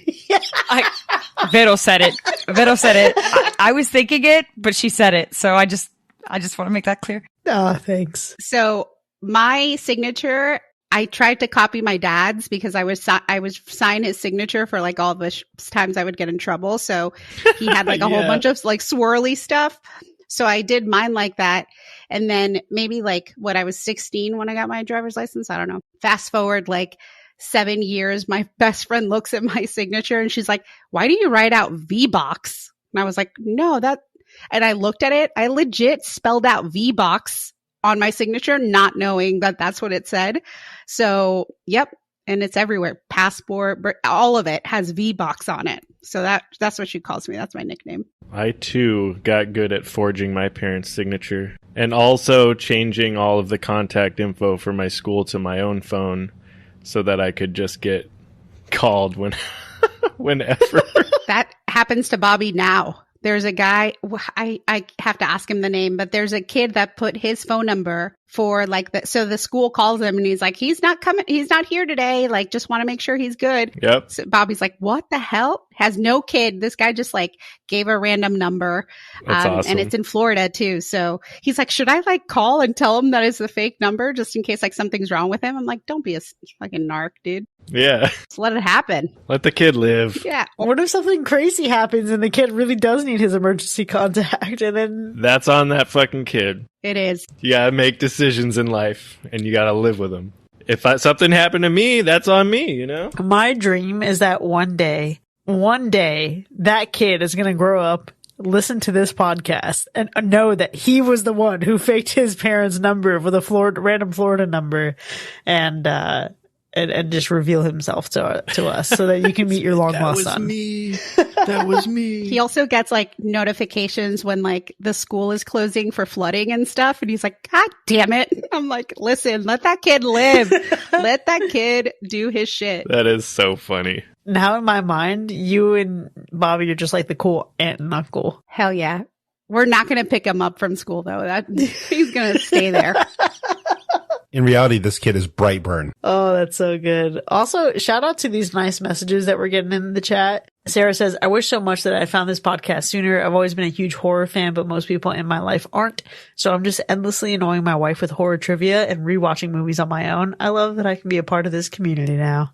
Yeah, that's awesome. That's real sweet. Happy to have you. That's real sweet. I love that. And then, I found the show before they did this and it was so rough. I had to yell at them on social media. So much easier to do it now in real time. Honestly, Rob, your real time feedback makes us better. So thank you. Same. I found the pod last year with a Nova episode and instantly felt at horror home. Oh, I love this. You know, Vero and I, made a nice little bonfire for you all. That's, if they're not in the live chat right now, you'll hear it when this episode releases. So that'll be a fun little mind fuck for your time travel. But we talked about like, what does it mean to feel welcome and feel at home? So I think this is a great little theme we got going on here, folks. I was trying to make her cry and then Karma bitch slapped me and I almost fucking cried myself. I was like, God damn it. Yeah. I'm a strong woman. And then I'm like, why the fuck am I going to cry right now? I'm so excited. Well, I think it's time for us to get this fucking show on the road, huh? I think so. Everything within the horror section is ours to rent. If this is your first time listening, welcome to the party, beings. Fuck, bro. I can't. I'm sorry. I'm expressive. It just made me laugh so much. I was like looking up, Veto serious, Max serious, Sean's okay. And I just look at you just looking like you're disappointed in me. I'm like, fuck. All right, here we go. Personal penis enlarger.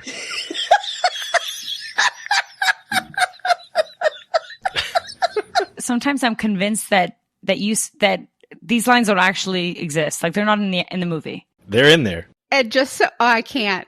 Sean, you get it, dude. You fucking get it. I'll need a second to recover. It felt like it was a sponsor already. My thing is, why the fuck didn't we make that the sponsor instead of what we have now? Let's have the AI switch it up, okay? All right. I can't whistle, but this is when I would whistle.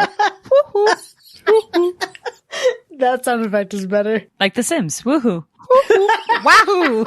Wahoo. This is the wahoo moment. This is my new signature. This is what I want to be known for, Mac. Wahoo. What's up, Binks? I was going to say, how funny is it that the two New Bloods are the ones that hacked this movie and this is called The New Blood? You know what? That's actually, I mean, hey, technically Veto's also New Blood. Yeah. That's true. I'm a blood transfusion right now, to be honest. I've been coming back. You know what I mean? You need me.